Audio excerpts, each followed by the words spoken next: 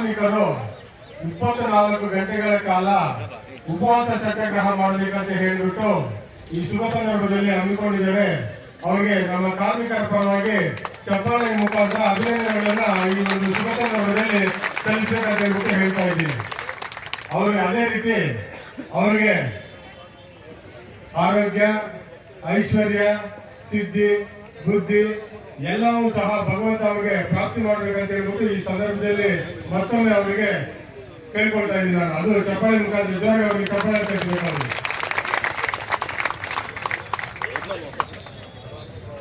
ಕಾರ್ಮಿಕ ಬಂಧುಗಳೇ, ಇವತ್ತಿಗೆ 24ನೇ ದಿವಸದಲ್ಲಿ ಮುಂದುವರೆದ ನೋವಿನ ಹೋರಾಟವನ್ನ ಕಾರ್ಮಿಕರಾಗಿ ಇಲ್ಲಿ ಹೋರಾಟವನ್ನ ಹಮ್ಮಿಕೊಂಡು ಬಂದಿದ್ದೀವಿ.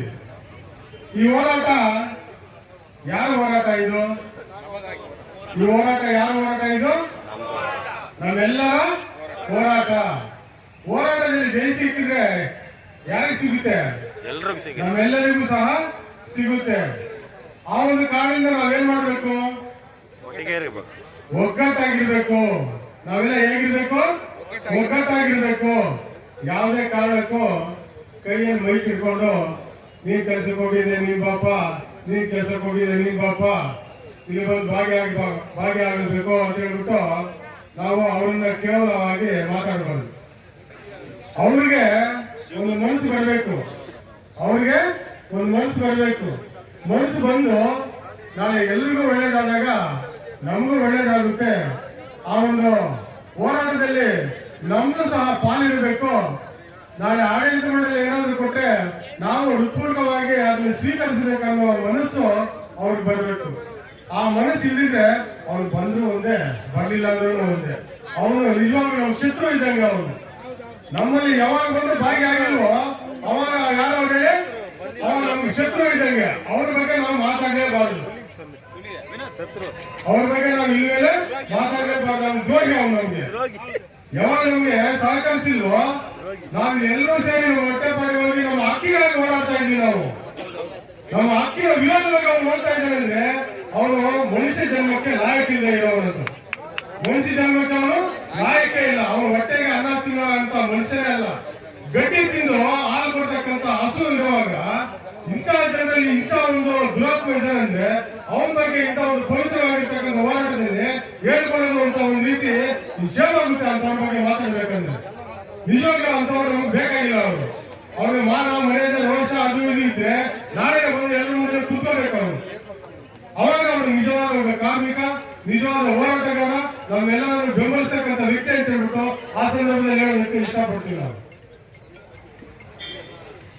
ನಮಗಾಗಲೇ 40 ವರ್ಷ ಆದ್ರೂ ಸಹ ಮನೆಗೆ ಹೋಗೋದಿಲ್ಲ. ಮನೆಗೆ ಹೋಗೋ ಟೈಮಲ್ಲಿ ಒಂದು ಗ್ರಾಜ್ಯುಟಿ ಸಿಗ್ತಾ ಇಲ್ಲ.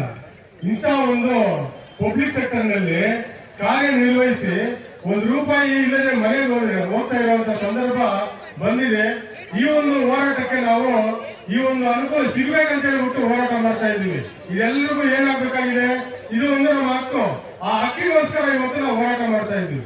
ಇದು ನ್ಯಾಯಯುತವಾಗಿರ್ತಕ್ಕಂಥ ಹೋರಾಟ.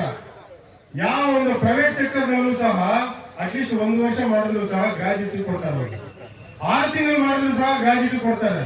40 ವರ್ಷ ಕೆಲಸ ಮಾಡಿ 20 ವರ್ಷಕ್ಕೆ ಬಂದು 60 ವರ್ಷದಲ್ಲಿ ನಿವೃತ್ತಿಯಾಗಿ ಮನೆಗೆ ಹೋದ್ರೆ ₹1 ಇಲ್ಲ ಅಂತ ಹೋಗ್ತಾ ಇದ್ರೆ ಮುಂದಿನ ದಿನಗಳಲ್ಲಿ ಯಾವ ರೀತಿ ಕಷ್ಟಕರವಾಗಿರುತ್ತೆ ಅಂತ ಹೇಳ್ಬಿಟ್ಟು ಆಡಳಿತ ಮಂಡಳ ಇವತ್ತು ಯೋಚನೆ ಮಾಡಿಲ್ಲ. ಆದ್ರೆ ಈ ಕಷ್ಟ ನಮ್ಗೆ ಬೇಡ. ಮುಂದಿನ ದಿನಗಳಲ್ಲಿ ಬದುಕಿರೋ ದಿವಸನಾದ್ರೂ ನಮ್ಮ ಜೀವನಕ್ಕೆ ಒಂದು ಸ್ವಲ್ಪ ಹಣ ಬೇಕಾಗುತ್ತದೆ. ಇದು ನಮ್ಗೆ ಬೇಕು ಅಂತ ಹೇಳ್ಬಿಟ್ಟು ಒಂದು ಅಂಶವನ್ನು ಇಟ್ಟು ಹೋರಾಟ ಮಾಡ್ತಾ ಇದ್ದೀವಿ. ಈ ಅಂಶಕ್ಕೆ ಬೆಂಬಲ ಕೊಡ್ತಾ ಇದ್ದೀರಿ ನೀವೆಲ್ಲರೂ. ಇದೇ ನಿಜವಾಗಿರ್ತಕ್ಕಂಥ ಹೋರಾಟನ ಅಲ್ವಾ? ಇದೆಲ್ಲ ನಿಜವಾಗಿರ್ತಕ್ಕಂಥ ಹೋರಾಟನ ಅಲ್ವಾ? ಈ ಬೆಂಬಲಕ್ಕೆ ಸಹಕಾರ ಕೊಡದೇ ಇರೋರನ್ನ ನಾವೇನನ್ಬೇಕು? ಶತ್ರುಗಳಂತಲೂ ಕರೀಬೇಕು. ಹಾಗೆ ಒಬ್ಬ ಕಾಂಟ್ರಾಕ್ಟ್ ಆಪರೇಟರ್ ಆಗಿ ವಾಕಿಂಗ್ ಇಂಟರ್ವ್ಯೂಲ್ಲಿ ಸೆಲೆಕ್ಷನ್ ಆಗಿ ನೇರವಾಗಿ ನೀನು ಉತ್ಪತ್ತಿಯಲ್ಲಿ ಭಾಗಿಯಾಗಬೇಕಂತ ಹೇಳ್ಬಿಟ್ಟು ಕರ್ಕೊಂಡ್ಬಂದು 17 ವರ್ಷ, 18 ವರ್ಷ, 20 ವರ್ಷ 2004ರಿಂದ 2022ವರೆಗೂ ನಿರಂತರವಾಗಿ 20 ವರ್ಷಗಳ ಕಾಲ ನೇರವಾಗಿ ಉತ್ಪಾದನೆ ತಗೊಂಡು ನಿನಗೆ ಯಾವುದೇ ರೀತಿ ಅನುಕೂಲ ಇಲ್ಲ. ನೀನು ನೇರವಾಗಿ ಏನಾದ್ರೂ ಅನುಕೂಲ ಬೇಕಾದ್ರೆ ಕಾಂಟ್ರಾಕ್ಟರ್ ಹತ್ರ ಮಾತಾಡ್ಕೊ ಅಂತ ಹೇಳ್ತಾ ಇದೆ ಅಂದ್ರೆ, ಇಂಥ ಮ್ಯಾನೇಜ್ಮೆಂಟ್ ಹೇಳೋ ಮಾತ್ರ ಕೇಳ್ಕೊಂಡು ನಾವು ಇದ್ದೀವಿ ಅಂದ್ರೆ ಇದು ನಿಜವಾದ ಮ್ಯಾನೇಜ್ಮೆಂಟಾ? ಕಾರ್ಮಿಕರನ್ನು ಉದ್ಧಾರ ಮಾಡ್ಬೇಕಂತ ಇರ್ತಕ್ಕಂಥ ಮ್ಯಾನೇಜ್ಮೆಂಟ್ ಇದನ್ನ ನಾವು ಸಹಿಸ್ಕೊಂಡು ಇರ್ಬೇಕಾ?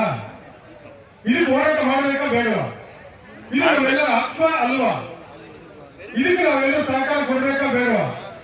ನಾವಿಲ್ಲಿ ಹೋರಾಟ ಮಾಡ್ತಾ ಇದ್ರೆ ಇಲ್ಲಿರ್ತಕ್ಕಂಥ ಸಂಘ ಸಂಸ್ಥೆಗಳು, ಕ್ರಿಶ್ಚಿಯನ್ಸ್ನವರು, ಮುಸ್ಲಿಮ್ಸ್ನವರು, ಹಿಂದೂಗಳು, ಸ್ತ್ರೀ ಶಕ್ತಿ ಸಂಘದವರು, ಆಮೇಲೆ ಇದು ಕ್ರೀಡಾಪಟುಗಳಿಂದ ಹಿಡಿದು ಸಮಾಜ ಸೇವಕರಿಂದ ಹಿಡಿದು ಪ್ರತ್ಯಕ್ಷವಾಗಿ ಪರೋಕ್ಷವಾಗಿ ಎಲ್ಲ ರೀತಿ ನಿಮ್ಮ ಹೋರಾಟಕ್ಕೆ ಜಯ ಸಿಗ್ಬೇಕು, ನಿಮ್ಮ ಹೋರಾಟಕ್ಕೆ ನಾವು ಬೆಂಬಲ ಕೊಡ್ತೀವಿ ಅಂತ ಹೇಳಿ ಗಂಟಾ ಘೋಷವಾಗಿ ಹೇಳ್ತಾ ಇದ್ದಾರೆ. ಇಂಥ ಸಂದರ್ಭದಲ್ಲಿ ನಾವು ಸಂತೋಷದಿಂದ ಹೋರಾಟ ಮಾಡಿ ನಮ್ಮ ಮಕ್ಕಳನ್ನು ನಾವು ಕೊಡ್ಬೇಕಂತ ಹೇಳಿದ್ರೆ ಬೇರೆಯವರು ಕೆಲಸಕ್ಕೆ ಹೋಗ್ತಾ ಇದ್ದಾರೆ. 4 ಗಂಟೆಗೆ ಹೋಗಿ ಎಲ್ಲಾ ಕೆಲಸ ಮುಗಿಸ್ಬಿಟ್ಟು ಬರ್ತಾರೆ. 4 ಗಂಟೆ ಕ್ಯಾಂಟೀನ್ ಹೋಗ್ಬಿಟ್ಟು ಟಿಫನ್ ಮಾಡ್ಕೊಂಡು ಬರ್ತಾ ಇದ್ದಾರೆ. ಇವರೊಂದಿಬ್ಬರು ಕಳಿಸೋದು, ಅವರೊಂದಿಬ್ಬರು ಕಳಿಸೋದು ಅಂತ ಹೇಳ್ಬಿಟ್ಟು ಕಳ್ಳದಾರಿಗೆ ಹಿಡ್ಕೊಂಡು ಕೆಲಸಕ್ಕೆ ಕಳಿಸ್ಬಿಟ್ಟು ಇಲ್ಲಿ ಹೋರಾಟ ಮಾಡೋರು ಹೊಟ್ಟೆ ಮೇಲೆ ಹೊಡಿತಾ ಇದ್ದಾರೆ. ಅಂದ್ರೆ ಇವ್ರು ಯಾವ ರೀತಿ ಭಾಷೆಯನ್ನು ಬೈಬೇಕು, ಯಾವ ಪದಗಳನ್ನು ಉಪಯೋಗಿಸಿ ಬೈಬೇಕಂತ ಹೇಳ್ಬಿಟ್ಟು ನೀವೇ ಯೋಚನೆ ಮಾಡಿ. ಹಸಿಗೋಸ್ಕರ ಇಲ್ಲಿ ನಾವು ಹೋರಾಟ ಮಾಡ್ತಾ ಇದ್ದೀವಿ, ನಮ್ಮ ಹಕ್ಕಿಗೋಸ್ಕರ ನಾವು ಹೋರಾಟ ಮಾಡ್ತಾ ಇದ್ದೀವಿ, ನಮ್ಗೆ ನ್ಯಾಯಯುತವಾಗಿರ್ತಕ್ಕಂಥ ಒಂದು ಹೋರಾಟದ ಹಕ್ಕು ಸಿಗ್ಬೇಕಂತ ಹೇಳ್ಬಿಟ್ಟು ಹೋರಾಟ ಮಾಡ್ತಾ ಇದ್ದೀವಿ. ಇದನ್ನ ಅರ್ಥ ಮಾಡ್ಕೊಂಡಿದ್ದೀರಾ?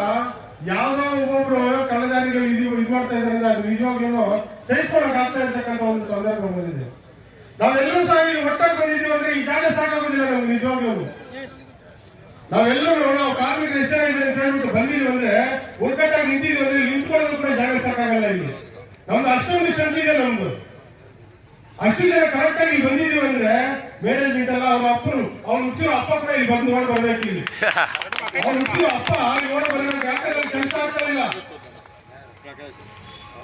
ಅಂತ ಪರಿಸ್ಥಿತಿ ಇವತ್ತು ಕಾರ್ಮಿಕರು ನಿರ್ಮಾಣ ಮಾಡಬೇಕು. ಇವತ್ತು ನೀವೆಲ್ಲ ಸೇರಿ ನಿಮ್ಮ ಶಾಪ್ ಅಲ್ಲಿ ಎಷ್ಟು ಜನ ಇದ್ದಾರೆ ಅಂತ ಹೇಳ್ಬಿಟ್ಟು ಲೆಕ್ಕ ಹಾಕಿ ಬೇಕಾದ್ರೆ, ಇಲ್ಲಿ ಎಷ್ಟು ಜನ ಬರ್ತಾ ಇದ್ದಾರೆ ಅಂತ ನೋಡಿ ಬೇಕಾದ್ರೆ ಆಗ ಗೊತ್ತಾಗುತ್ತೆ ನಮ್ಮ ಸಂಖ್ಯೆ ಏನಂತ ಹೇಳ್ಬಿಟ್ಟು. ಯಾರಿಗೋಸ್ಕರ ಮಾಡ್ತಾ ಇದ್ದೀವಿ ಇದು ಹೋರಾಟ? ಒಬ್ಬ ಮನೆಯಲ್ಲಿ ಬಂದು ಇಲ್ಲಿ ಹೋರಾಟ ಮಾಡೋದು, ಇನ್ನೊಬ್ಬ ಬಂದು ಬೀದಿಯಲ್ಲಿ ಸುತ್ತಾಡೋದು, ಇದು ಡಿಸಿಪ್ಲಿನ್ ಅಂತಾರ ನಾವು?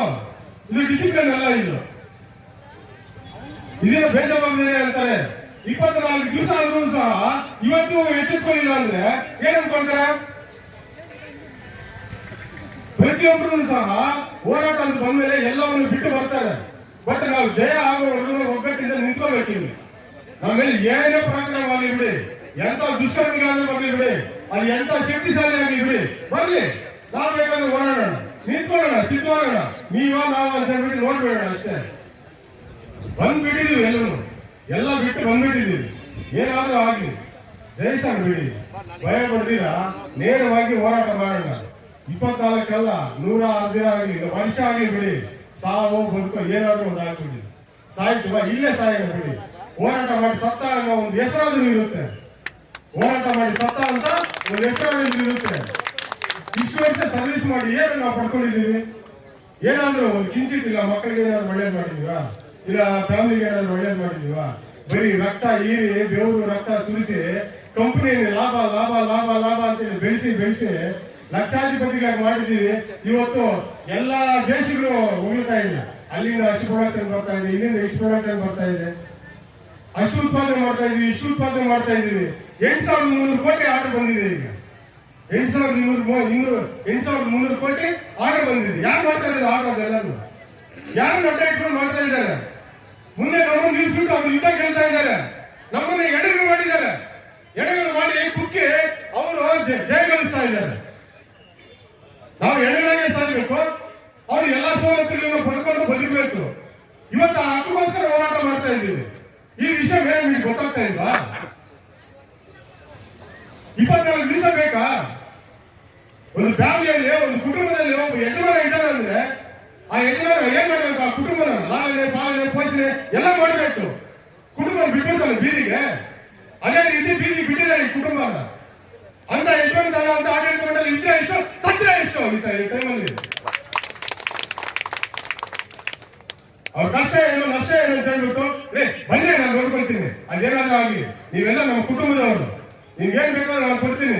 ಇಷ್ಟು ವರ್ಷ ಕೆಲಸ ಮಾಡಿದ್ದೀರಾ, ಇಷ್ಟು ದುಡಿದಿದ್ದೀರಾ, ನೀವೆಲ್ಲ ನಮ್ಮ ಫ್ಯಾಮಿಲಿ ಅವರು, ನಿಮ್ಮನ್ನೆಲ್ಲ ನನ್ನ ಕೈಯಲ್ಲಿ ಇಟ್ಕೋಬೇಕಂತ ಹೇಳಿ ಒಂದು ಒಳ್ಳೆ ಮನಸ್ಥಿತಿ, ಒಳ್ಳೆ ಮನ ಇನ್ನೇನ್ ಮಾತಾಡಕ್ಕಾಗುತ್ತದೆ ಹೇಳಿ ಅಂತವ್ರ ಬಗ್ಗೆ?